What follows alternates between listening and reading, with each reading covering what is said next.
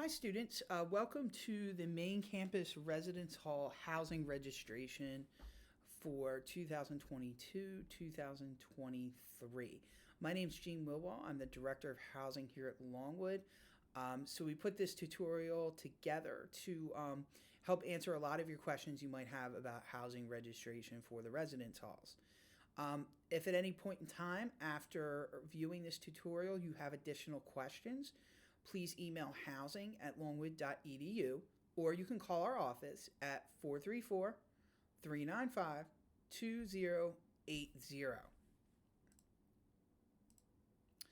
So, just wanted to talk about some of the housing options for next year that I just wanted to highlight.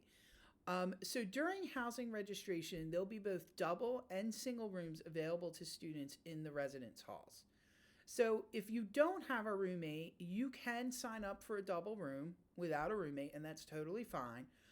With that, other space in the room will just be assigned to another student who needs housing.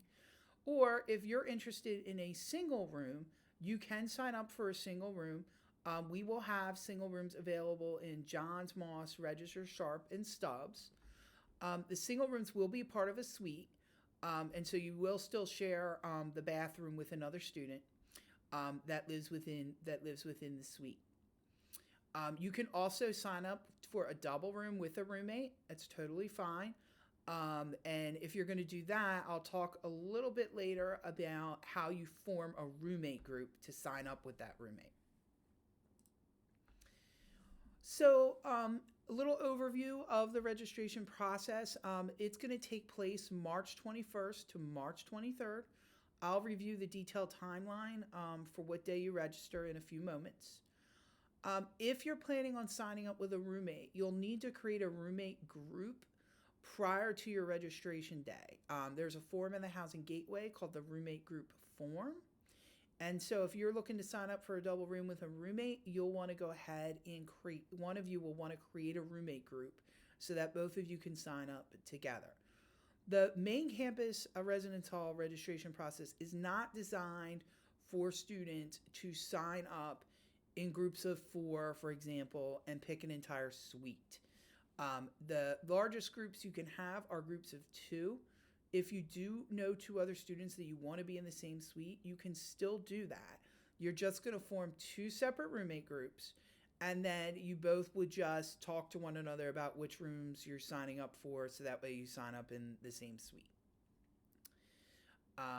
If you're interested in knowing which floors in the residence halls will be available to upperclassmen during registration, you can view that information on our website, because we will have certain floors in the residence halls that are designated for new freshmen. So some floors may not be available during registration. Full occupancy, as I said before, is not required to register for a room. So if you're a solo resident who wants to live in a double room but you don't have a roommate, you can still just pick a room and sign up for it. Housing registration is conducted from 10 to 4 each day. Since the suites in the residence halls are already predetermined to either be male or female, we do split up the day. And so from 10 a.m. to 1 p.m., and then from 1 to 4 p.m. So female students will register from 10 a.m. to 1, and then registration for male students will open up from 1 to 4 p.m., okay? If you're using a device you never used for the Student Housing Gateway before, you'll just need to enable pop-ups in your web browser, and you'll get a little message in the right-hand corner that'll ask you to do that. If you're signing up with a roommate, you're going to pick one person from your group to sign both you and your roommate up for a room in the residence halls. And as I indicated earlier, solo residents can sign up for rooms without full occupancy on the self-assignment days for registration. So we break up sophomore registration into 2 days because this is the largest group that would be registering for spaces in the residence halls. So on Monday, March 21st, from 10 to 4, the Student Housing Gateway will open for sophomores with 40 to 55 completed credits at the end of the spring semester. So if you're signing up with a roommate, if one of you has between 40 to 55 credits, both of you can be registered on that day. Just the person logging into the Housing Gateway needs to be the individual with 40 to 55 completed credits. You can check your completed credit total at any time in the Student Housing Gateway. There's a button available that says check completed credits. That information was also emailed to you about a week or so ago prior to housing registration, letting you know how many completed credits you currently have. And as I indicated earlier, you can register without full occupancy. So if you're a solo resident and you want to sign up for a double room and you have between 40 to 55 credits, you can register on this sophomore day for registration. As far as completed credits, we determine that by how many credits you have completed prior to the spring semester, and then we add on to that what you're currently registered for the spring semester to come to that total. So if you've officially transferred any dual enrollment credits or credits you've taken at another school and they've been officially transferred to Longwood, they do count towards this credit total. Then on Tuesday, March 22nd, we will have registration for students who have completed 39 or less credits. And registration will be from 10 to 4. As I indicated earlier, female students will register from 10 to 1. Male students register from 1 to 4. And you're able to register without full occupancy for double rooms. Then on Wednesday, March 23rd, from 10 to 4, we'll have the registration for juniors and seniors. So this is anybody with 56 or more greater credits to be able to register for a residence hall room. And as I indicated earlier, you don't have to have full occupancy to sign up for a room. So just some reminders and tips. Both double and single room accommodations are available during the main campus residence hall registration process. The housing rates for next year are published on our website. We do encourage students to discuss those rates with their family or their financial provider prior to registration. There is a cost difference between a double and a single room, and there's a slight cost difference between the different communities on campus. So it's always a good idea to talk that over with whoever's helping to fund your housing costs to make sure that you're signing up for something that you can afford. We always recommend students to review our housing terms and conditions, which are available on our website. The link is provided there for the Student Housing Gateway. That's also been in every email that you've received about housing registration. You can also find the link to the Housing Gateway on the housing website. It's also available on the Lancer dashboard on the university's main website. We always encourage students that are signing up to think about what your first building choice is and what your second building choice is. If for some reason all the spaces are full in the first building you wanted to live in, where do you want to sign up next? What we will do for students is after each registration day, we will put a announcement on our website of how many main campus rooms remain in each community prior to the next registration day. We do this so that students will have an idea of how many single rooms are still available in Moss, how many doubles are still available in Moss, for example, the next day, if that's a building that you're interested in living in. That announcement will be on our website by 6 p.m. the night before your registration day.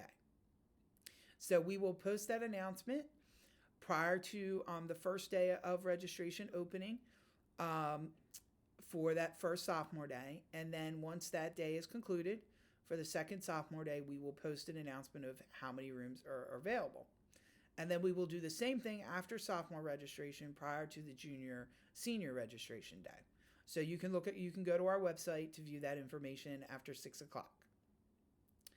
If you're a student who requires a health or disability related accommodation and you were approved for that this past year, just know that you have to reapply for those each year. And so the deadline to apply for that is February 18th. If you have questions about that, feel free to reach out to our office or the Office of Accessibility Resources. If you're going to sign up with a specific roommate, you'll want to make sure that they've accepted membership in the group prior to your registration date. And I am going to show you how you do that on the roommate group form in a moment here, as well as how to sign up for a room on your registration day. So here we go. So I'm going to show you the roommate group form and also how registration is going to look in the Housing Gateway when you go to sign up.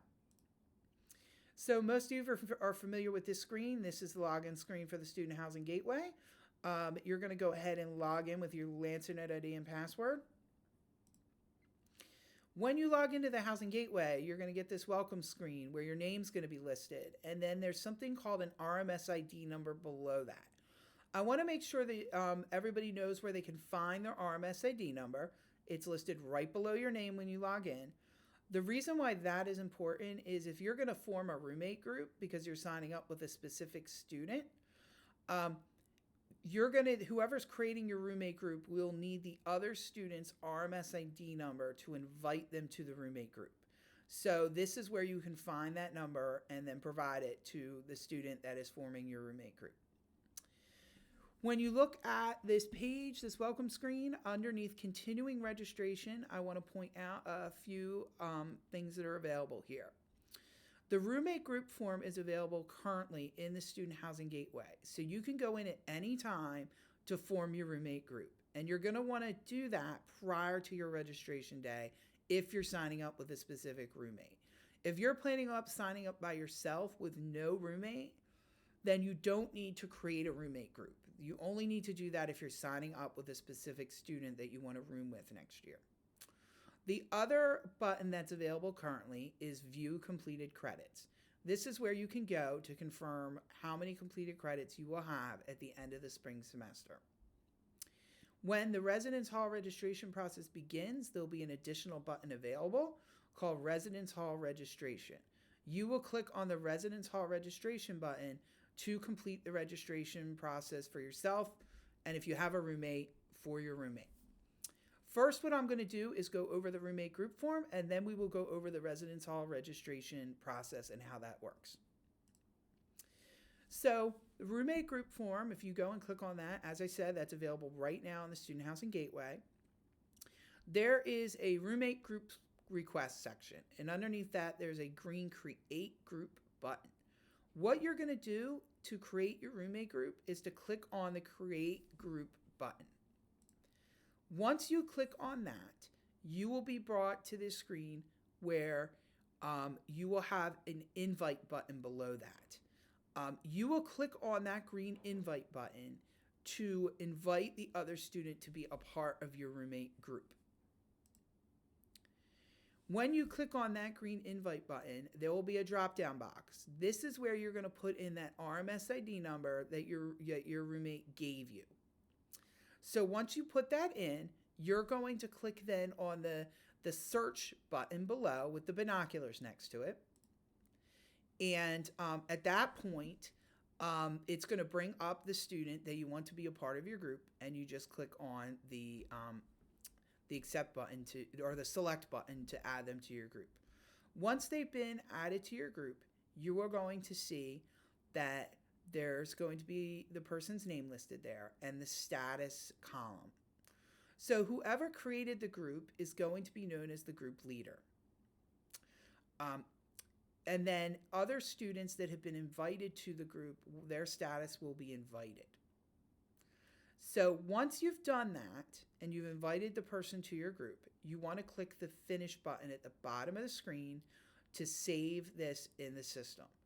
What will happen is once you click Finish, you will get a confirmation message that the person has or that you have completed this process, submitted your roommate group form. Once you click Finish, the person you invited to your group will receive an email letting them know they've been invited to a roommate group, and it will provide them instructions to log into the Housing Gateway, click on the roommate group form. When they click on the roommate group form, they will be given the option to either accept or decline membership in the group. So prior to your registration day, that other student needs to accept membership in the group in order for them to be able to be signed up with you as your roommate during registration. Once they've accepted membership in the group, their status will change from invited to member.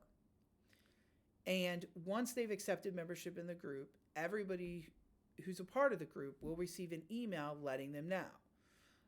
You'll see that there's also a status for leader. Leader is just the student who created the roommate group. There's no special powers related to that. It's just a way of identifying who created the group. So prior to housing registration, if you want to even double check, you can go into the roommate group form and you can check the status of you and your roommate. And as long as the status says leader for one of you and member for the other student, you will both be able to sign up together on your registration day. If you go into the roommate group form and you find that the other student is still in invited status, they need to go into the roommate group form and accept membership in the group. So that's when you can just contact them and ask them to do that, and then all will be set up for you. But once you do that, your roommate group will be set up. Next, what I want to show you is in regards to the residence hall registration process. So now we're at the day you're signing up for housing. And what you're going to do at this point is you'll click on that residence hall registration button and you'll be brought into the registration process. So the registration process is a little bit different than when you came in as like a freshman new student to Longwood. You submitted an application with preferences, then I assigned you to a housing space. This is different. You're actually going to be able to pick from a list of available rooms the specific room that you want to live in next year for you and your roommate. So once you're on this screen, you'll see at the bottom of the screen you have roommate group members.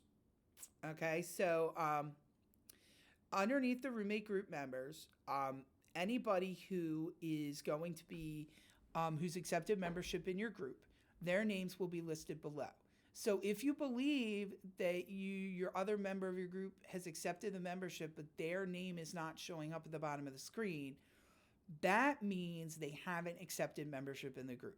So what you're going to want to do is contact them and ask them to do that before you move forward with the process. Okay.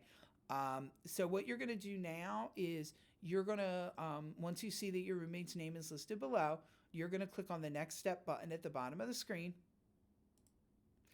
And you're going to be brought to a screen where you have all the different buildings listed that are available to sign up for next year. So for example, if you're interested in signing up for Moss Hall, you're going to go ahead and click on Moss Hall. And on the right-hand side of the screen, you're going to get a list of all the rooms that are available in Moss Hall. And it'll let you know how many spaces are available in those rooms. So for example, if I have a roommate, I'm going to want to sign up for a room that has 2 spaces available. If I'm looking for a single room, I can take a look at if there's 1 space available, I can look and see, is there already somebody assigned to that space, or is that a completely open room? If it is, then that is a single room, and so that you're able to sign up for that single room if that's what your preference is. So once you decide the space that you want to sign up for, you're going to go ahead and click on that yellow lock icon to sign up for the room. What happens when you click on the yellow lock icon? It will take the room off of the available list, and nobody else can sign up for that room until you complete the registration process.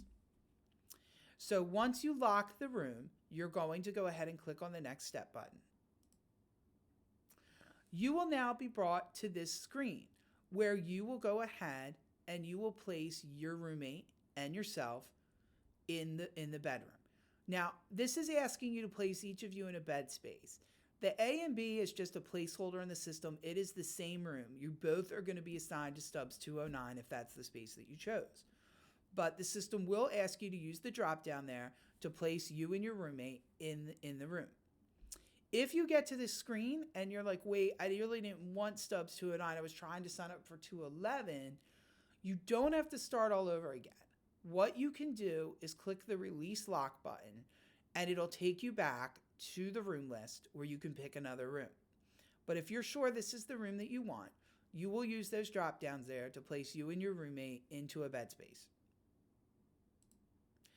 Once you've done that, the only other thing you need to do to complete the registration process for you and your roommate is to click the next step button at the bottom of the screen. Once you've done that, you will receive a confirmation message letting you know that you and your roommate have been signed up for a space. You and your roommate will also receive a confirmation email from our system with your housing assignment, and it will provide instructions on how to sign up for your meal plan. So one student will complete the registration for housing for themselves and a roommate if they're signing up with a roommate. But then each individual will sign up for their own meal plan. And in that confirmation email, each student will be provided a link to log in and sign up for their meal plan for next year. If at any point in time you have any questions about the registration process, please just email us at housing@longwood.edu, or you can call us at 434-395-2080, and we would be glad to assist you. Thank you.